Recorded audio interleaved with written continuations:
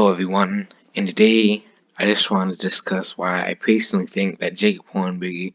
would be the best nominee for the Libertarian Party in 2020 rather than someone like Raymond Supreme or Justin Amash. Now,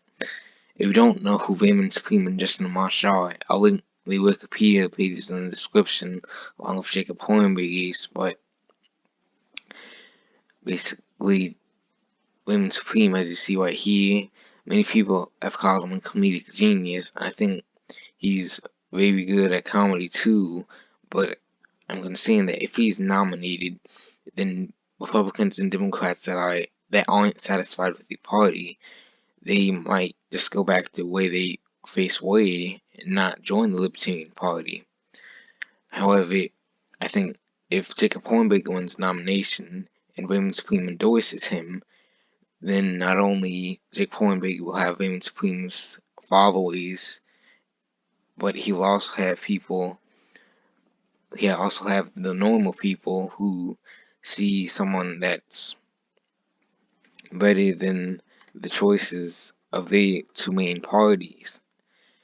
Now, I also talked about Justin Amash, and he's not even in the Libertarian Party race right now, but I'll link his Wikipedia. I always said I'll link his Wikipedia in the description, but I'm pretty sure I just said that he's joined in the Libertarian Party right now, and he's been talking about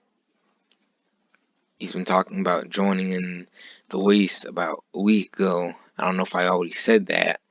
but the problem I have with that is if he joins the presidential race, there could be a potential congressional seat that Libertarians would lose, and if he's a nominee, people will just see Libertarians as smaller Republicans.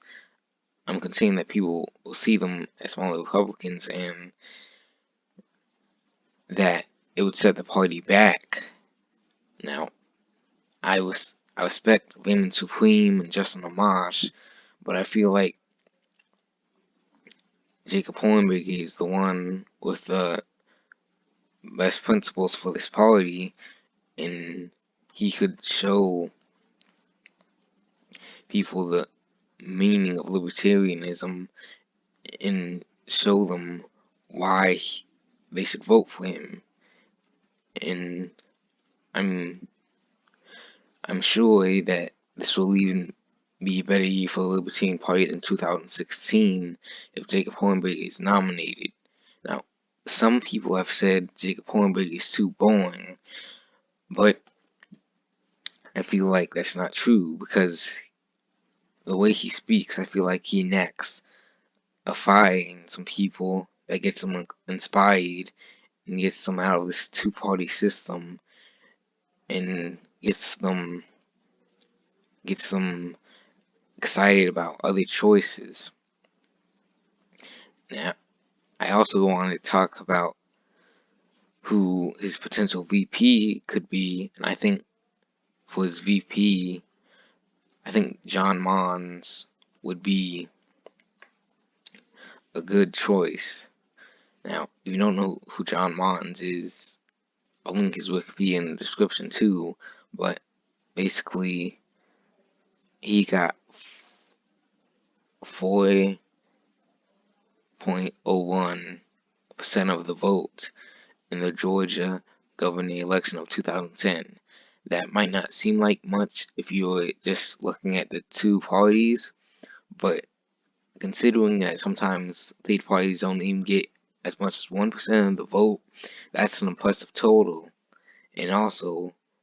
in 2008 Public Service Commissioner District 1 election of Georgia, he got 33.40% of the vote. If in the presidential election they got that much percent of the vote, they could probably be at the debates, and being at the debates would increase the vote even more. So I think if Jacob Hornberger got John Monds as VP, got Women Supreme endorsing him, and has a Libertarian candidate of his party endorsing him and actively fighting for the Libertarian Party, this could be a great year for the Libertarian Party, and they could, if they showed up at the debates, they could be polling at, let's say, higher than 30%, which would potentially, they could win some states and then deadlock the election, which would force I'm pretty sure that would force Congress or the House of Representatives. I'm not 100% sure which one would choose, but if they did, then the higher ups of this country might just pick someone like Jacob Hornberger if they also tired of this two-party system.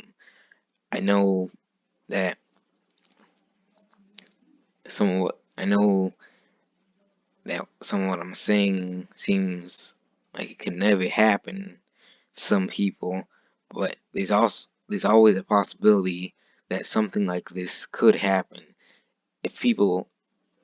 are really tired of the two-party system like they say they are, and they really committed of choosing if they really committed of choosing a third choice, and if they really want the country to go in a better direction, then I have faith that in the 2020 election, if Jacob Hornberger is nominated, then they will choose Jacob Hornberger, and they will change. They could potentially, how do I say this? They could potentially change history, and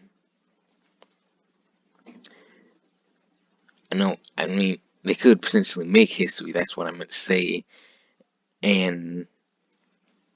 the United States could have its first